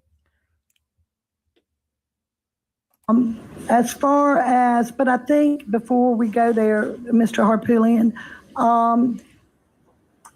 I believe, Mr. Waters, am I correct in stating that you're working on a response to both of these? There might be some redactions that you wanted, and you're going to submit that to the court? Okay, and I'll be able to address that at the next pretrial conference. Again, we are generally in favor of those being unsealed, but they will have to be done judiciously and with appropriate redactions to preserve their identities and that sense. Right, because I did, yeah, and I did receive something from SLED, an email from SLED. General Counsel Adam Whitson, who's present here today, and SLED. Where is he? Okay, I did receive your email, and just get me an answer on that, and we'll decide at the next pretrial then. Okay, those were all my bullet points. So let me ask the lawyers, did I miss something? Is there something you would like to add? One thing Your Honor had mentioned is the location of pretrial hearings. And from the state's perspective, we're happy to come wherever Your Honor happens to be and for proceedings. Okay, And we're more than happy to come wherever you are, although this production of these hearings might not dictate, but certainly suggest we come to a venue like Washington County, where there's plenty of room and have an extraordinary accommodating everybody. I think they've done a really good job with security and with the press and being organized. And this is my home county. Let me just ask and throw this out there. Mr. Waters, is there any objection if we hold pretrial here? The reason being, we have a big courtroom. I already have security set in place. I think the clerks and both clerks and security have done a really good job. This is not the only courtroom in this courthouse, so I won't disrupt holding court in Lexington, which I would not want to do to any county. Sometimes I go to really small counties and I don't think it would be good hold a pretrial there. Does it suit? I mean, from the state's perspective, and again, being a longtime AG, I've been in pretty much all of them. And as an AG, Lexington is like a second home, obviously. Convenient. Solicitors, office, law enforcement, the court, of course, is very accommodating here. So this is certainly, I think, would be of most convenience for parties as we get ready for it. Okay, it's not far for anybody to travel, Mr. Harpootlian? Okay, then I will try to make sure that when we arrange these pretrials that we will try to be here in Lexington. Anything? Yeah, there's actually somebody that does. I'll try and find them. We'll do that like on one of the nights. It's like a good laugh after a hard story, but they animated clips from the Darrell Brooks trial, and they took and used characters in the style of South Park characters, And oh yeah, Jennifer Darrow. Yep, Judge Darrow. She was awesome. She was awesome. I loved her. She's my favorite judge ever. Anything else, Mr. Waters? I believe that's the statement. Defense? Your Honor, that's all we have, but if we could talk about that schedule for the next pretrial. Oh, I'm getting ready for it right now. Let me tell you what I have. I've gone through my calendar. And so it's hard to get lawyers together, especially when I have this many lawyers.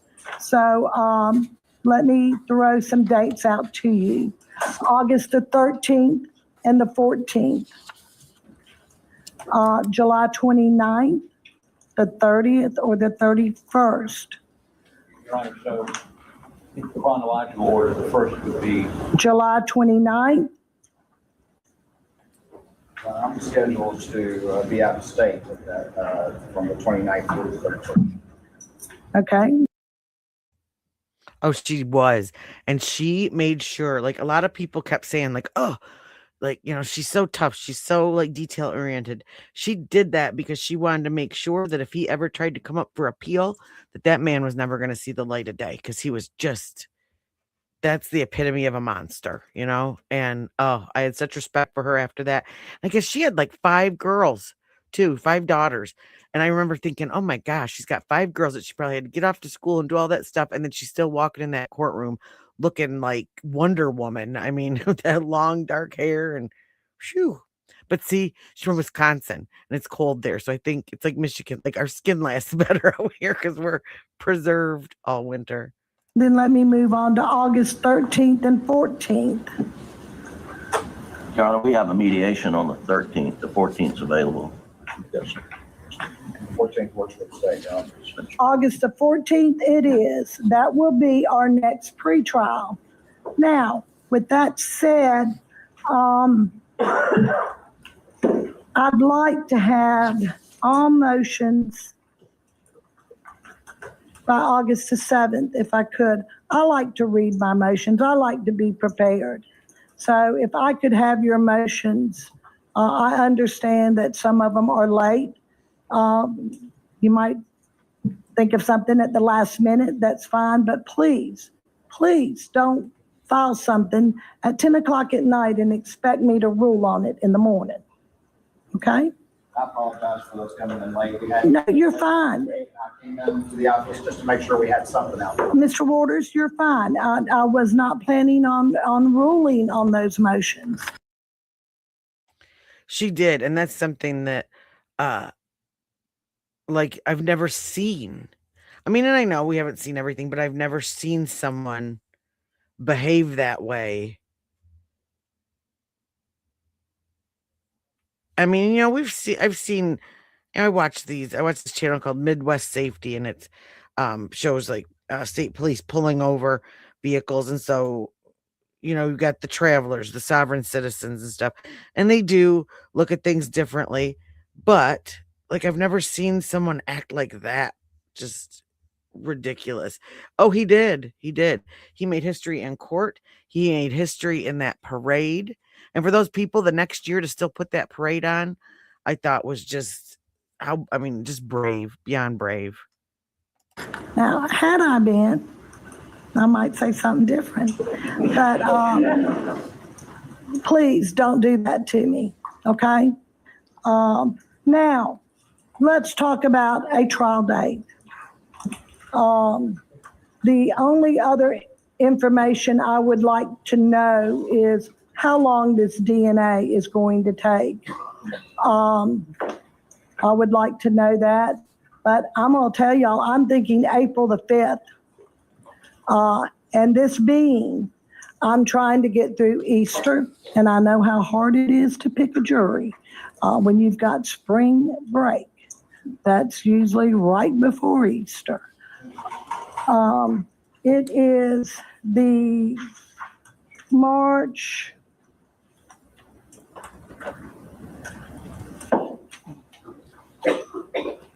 Is it the 28th? I think it's just the week. It's March 28th. So I'm thinking April 5th. I know that we'll have a new attorney general coming in. Mr. Harpootlian has already told me it's going to take 6 months to get experts prepared and ready to go. That would give the new attorney general time to look at his case in case he's going to be here and join us. And let me tell you this, tell both of y'all, I think y'all know me pretty well. When I set a trial date, I don't do continuances. I don't do it. Better be a really good reason. So, how Oh, did you hear that? She does not do continuances. So basically, have your poop in a group when you get here, or you're just out of luck. And that's something that we've seen a lot of in the true crime community, is some of these cases that should have been over and done with in a couple weeks last months and months and months, because they keep having all these continuances, all these little stupid motions just to muck up the process and to take time. And I like that. She's not messing around. Yeah, she's not going to let this become a circus. And it's just a game to gain more time, you know? does April the 5th sound, Mr. Waters? Yes, ma'am. So we'll be ready. Mr. Harpootlian? We'll be ready with some contingencies if the DNA takes longer, for instance, or. Yes, ma'am. So we'll be ready. Mr. Harpootlian? I don't do it. Better be a really good reason. So, how does April the 5th sound, Mr. Waters? Yes, ma'am. So we'll be ready. Mr. Harpootlian? We'll be ready with some contingencies if the DNA takes longer, for instance, or. I will have that information by next pretrial. If I need to extend it out a couple of weeks, I will, if that's the case. Please do not think that this case is going to be tried a year later, because it's not. We're going forward. Your Honor, more than happy with that. Mr. Murdaugh is more than happy with that. I just, again, DNA, really all, everything, like, because the science in all these areas is much better than it was 5 years ago. I understand. Technology changes overnight. Overnight, I understand. Mr. Griffin, anything you'd like to add? Yes, Your Honor. The Supreme Court reversed this case on misconduct by clerk of court, but the Supreme Court also addressed financial crimes evidence, and depending on how much of that or any of that comes in, will determine the length of the trial in many respects. Judge Newman last time would not rule pretrial on that issue, and it is going to be an issue that we're going to have to brief and argue with Your Honor as to, we don't think any of the financial crime evidence should come in at trial. And so I'm just flagging that it would be helpful to us, I believe, and to know if we're going to have to defend against that during the trial, or are they going to be able to put it up. And so I'm just asking maybe some earlier date where we can have, Your Honor, address those issues. We will. I'm just going to tell you, I like to address all pretrial matters beforehand, because when I say April the 5th, we're picking a jury and going forward. All those issues should be decided by then. Your Honor, that's my practice as well. We filed extensive pretrial motions prior to the prior trial date. All our cards on the table is exactly why we thought that was admissible. But it's Thank you. I appreciate it. Anything further before we adjourn, Mr. Waters? And Mr. Harpootlian? Nothing for the defense. All right, perfect. Have a good evening.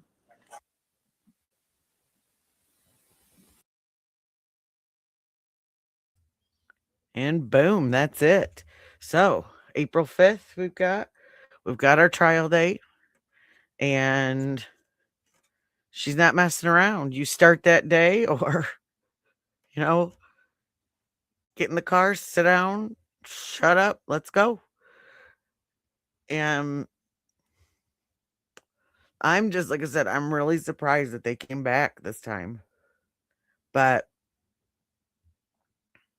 this is going to be one for, it's going to be history making. I mean, he thought he had it set in Carlton County where his family had ruled the roost for all those years. I remember them talking about before the trial having to prepare and take down his great grandfather's picture out of the courtroom.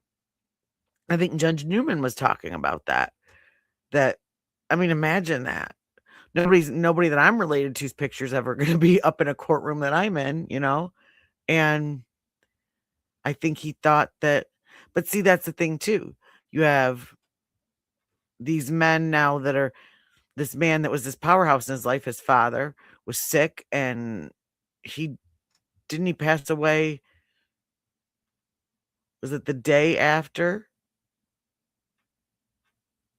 Thought it was the day after the shootings or shortly thereafter, because they had the funeral for he and Paul together. And Maggie, I thought they had all of their funerals together. But yeah, so next week I am going to, so I've got the testimony from the dad expert, which some of it's kind of put you in a coma, but so we'll just kind of fast forward through some of that. But some of it is really good. It really is interesting how our how all of our phones and everything track everything. And just because something's off doesn't have signal doesn't mean it still doesn't have a bunch of information to kind of help see its digital footprint that it's leaving. Oh, I'm saying, well, and that's the thing too. Is I remember last trial, it was an election year for old Dick Harpootlian. Now they are talking about with the attorney general, and that I think is what the district attorney in this case is running for. So that's been kind of some of the gossip is he talking about going for the death penalty and all of that to kind of prove his strength in his position that he's trying to get elected to. So is it all just fluff and show, or so yeah, it is. Again, there's a lot of changing of the guard going on. There's change of venue, change of judge, all this. So yeah, it's gonna be, and like I said, I cannot wait to listen to the crime scene expert guy. He is, and when you see, if you're not familiar with this case, that is a day. Please look out for that live, because the reenactment that the defense team has on how Maggie and Paul were shot is absolutely ridiculous.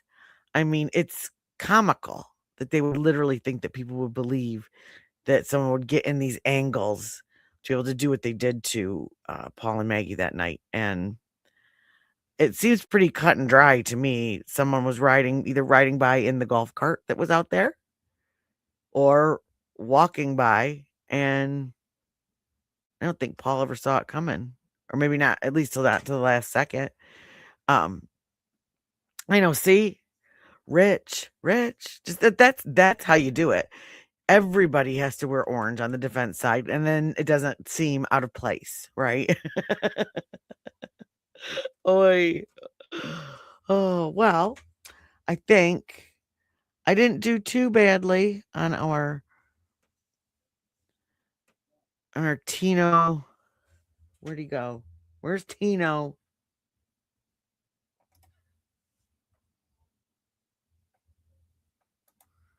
And put Tino up again.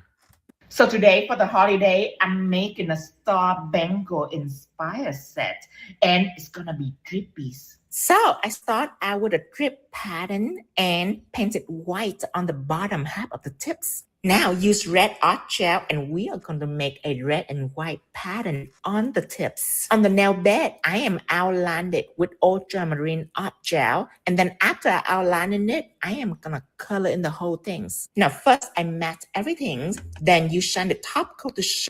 Now, see, I feel like I worked smarter, not harder, when I did my little thingamabobs. My drips aren't as long as his are. And I didn't have a cherry. I didn't have that gel. I had a strawberry, so that's what we got. Done just the blue to create contrast between the two colors. And I use white art gel to paint the stars because art gel can go with our top coat if you apply thin enough. And of course, we are painting Jerry on these fingers. The stem is ultramarine blue and we using the clear embossed jelly to make the Jerry pop. This is a fun set for July 4, you guys. And check out the pinky. It's like an ice cream where it have red and blue detail on it. Happy July 4, everyone. So today for the Happy July 4, Tino Vo. He cracks me up. I don't know if he actually talks like that or not, but you're absolutely fine, Palm Queen. No, this was just a listen and chill, and that's what I've got to do too in a few minutes. I got to finish up dinner because we're going to eat in a few minutes, and I got to grill some chicken, and I've got to frost my cake. I made one of those Jell-O poke cakes where you, oh, thank you. See, I forgot again. Thank you, Mark. Where you make the vanilla cake, and then my little guy got to poke holes in it with the wooden spoon. Then you pour strawberry Jell-O over it, stick it in the fridge, and then to frost it, it's whipped cream and fresh strawberries and blueberries. So I cannot wait until it's time for cake. And then we're doing taco salad. They wanted taco salad and a fruit salad. So we've got that for dinner. And so you got your veggies, your meat, you got everything in one bowl. So I'm going to go up and chop up some avocados and grill some chicken, and frost my cake. And then I will be back when we go do the fireworks. So yeah. So, all right. Thanks everybody for coming in and hanging out, and do what Mark says. Please hit the thumbs up and hit that subscribe for me. I really appreciate it. And if I don't see you later, happy 4th of July. Happy 250th birthday, America. Because it's about us, not about all those rich guys in Washington that don't have to pay the bills and all the fun stuff that we have to do. So yeah. So everybody, and like I said, and again, if I don't see you too, have a safe holiday. I want everybody, remember, we're in the nail business. We need 10 fingers and 10 toes when we come back next time, okay? Because we got some fun stuff to do. Oh, that sounds good too. I've got some taco shells too. Mark will probably put his stuff in, because my driver's his name is Mark too. By the way, Mark. He'll probably put his in taco shells. I've got some of those too, and so yay, yeah. And thank you for coming in, Warrior Princess and Mark and Palm Queen and Untamable and Nadia and everybody that came in today. If I missed anybody. Yes, or Taylor Swift.